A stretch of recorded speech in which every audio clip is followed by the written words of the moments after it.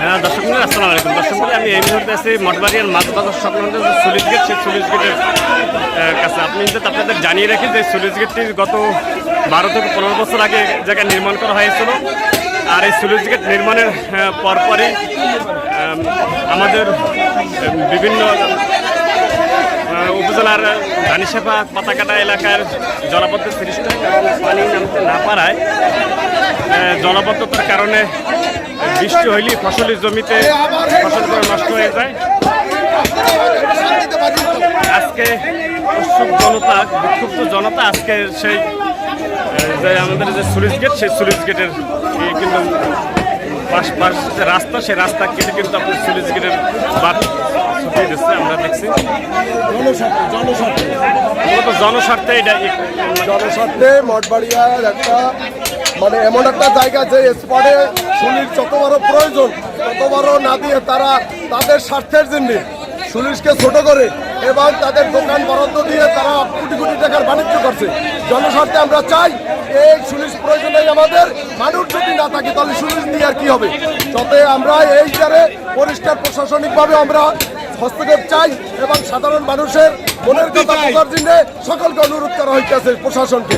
তাই আমরা চাই জনগণের স্বার্থে আমরা আমাদের এই সুলিশ আমাদের প্রয়োজন নাই, পাবলিকটা ভাঙ্গে ভাঙাইতেছে। আপনারা এই ব্যাপারে সবাই সজাগ থাকবেন যাতে এটা নিয়ে পরবর্তীতে কোনো সমস্যা না হয় এবং আমরা চাই এটা সুষ্ঠু একটা মিডিয়ার মাধ্যমে এটাই করে দেবেন এবং মিডিয়াও আমাদেরকে সহায়তা করবেন। আপনারা মিডিয়ার এটা সহযোগিতা করবেন আমাদের। উত্তরাঞ্চলের মানুষ হাতে খাইতে পারে না, ঘরবন্দি পানি। কয় গ্রামের মানুষ?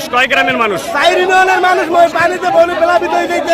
ইউনিয়নের নাম বলেন একটু, নাম বলেন। খালি সদর মঠবাড়িয়া সদর ইউনিয়ন, ধানিসাপা সমস্ত ইউনিয়নের মানুষগুলো পানি বন্দি হয়ে গেছে।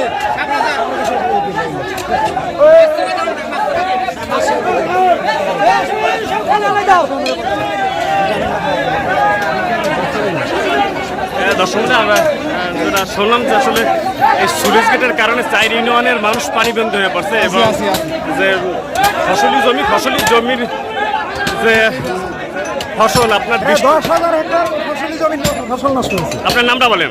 আলিয়া হোসেন। কোন গ্রামের মানুষ? আন্দারমানিক।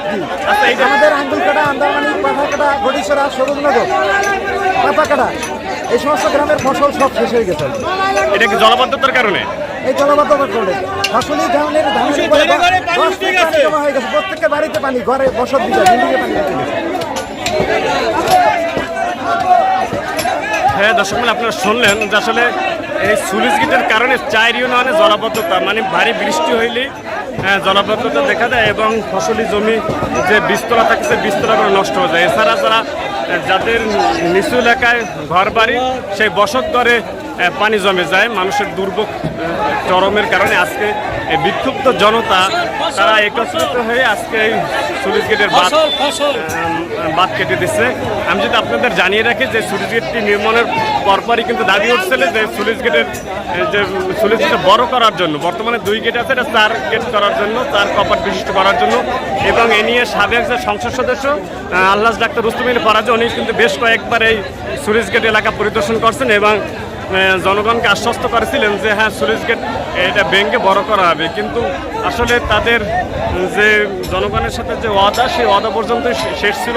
পরবর্তীতে আর কোনো পদক্ষেপ নেওয়া হয় না, যার কারণে আজকে আমি তো আপনাদের জানিয়ে রাখি যে গত 1 সপ্তাহ ভারী বর্ষণে মানুষ পানিবন্ধ হয়ে পড়ছে। ফসলের যে বীজতলা আছে সেই বীজতলা নষ্ট হয়ে যাওয়ার কারণে আজকে বিক্ষুব্ধ জনতা তারা কিন্তু আজকে এই গেট খুলে দিচ্ছে।